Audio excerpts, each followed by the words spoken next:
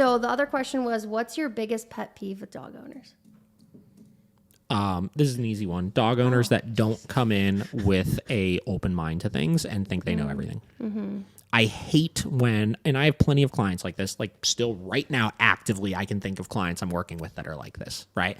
That come in and we waste at least 15 to 20 minutes of the session debating why the thing that I told them is the correct thing to do.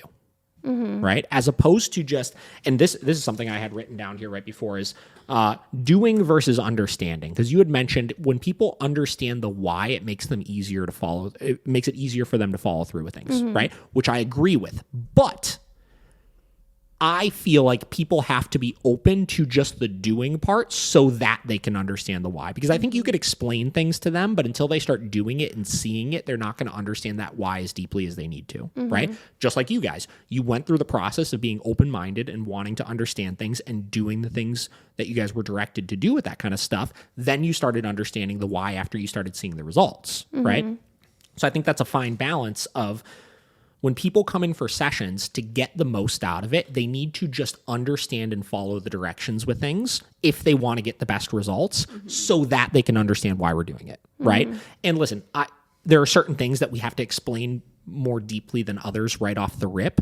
But if you're being faced with a lot of like, well, I do it this way, or I do it this way, or this has worked for me in the past, or whatever it may be, you're not going into it as open-minded as you need to, and you're not going to follow those directions, nor are you going to understand those directions as deeply because you've already just spent like 15 minutes debating them. So that would be my biggest pet peeve that I see with clients is the ones that come in with the cup already too full, you know, where they can't accept as much information as they need. And we spend that time filling it as much as we can and then emptying it a little bit so we could fill it a little bit more, right? And I feel like we just don't get as far as we should because of that, you know? Yeah.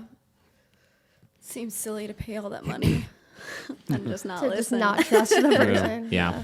I think everybody wants to feel like to some extent that they have a good enough grasp on things, you know? And I think it gets in the way heavily, you know? I think I used the example the other day. I was talking to I believe Emily or Bridget or something, and you know, I'm learning how to play golf right now. I've never golfed in my life before, right? And, you know, this is the first time in a very long time I've went into something new and have just sucked at it. Like I'm horrible at it right now, right? And I have a couple of friends that are actually like golf instructors, right, that are helping me work through this. And I went into it with the most open mind. Literally anything you tell me to do, I'm not going to question. I'm just going to do it because you know more than I do about this, right? So I know what you tell me is going to be correct. And because of that, I'm noticing the improvements, right?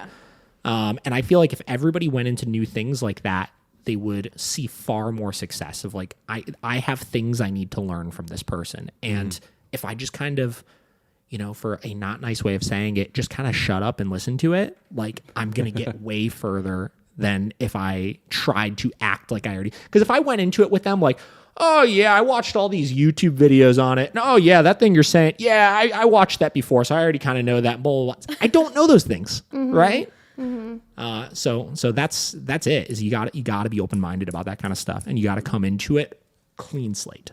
Do you think that you see that because like people, you know, have lived with these dogs for X amount of time and have developed like all these coping, I guess you could call it? Absolutely. Okay. They already, I think the problem is we're competing with, I know more about dog training, but they think they know more about their dog, right? Yeah. Which they may know more about certain things with their dog, but I'm going to be able to understand their dog better, right? Well, I think everyone, and like including myself, like I want to think like Huey is the most special dog there ever was, you know? But like at the end of the day, I have to realize he's not. He's literally just a dog. And he is special.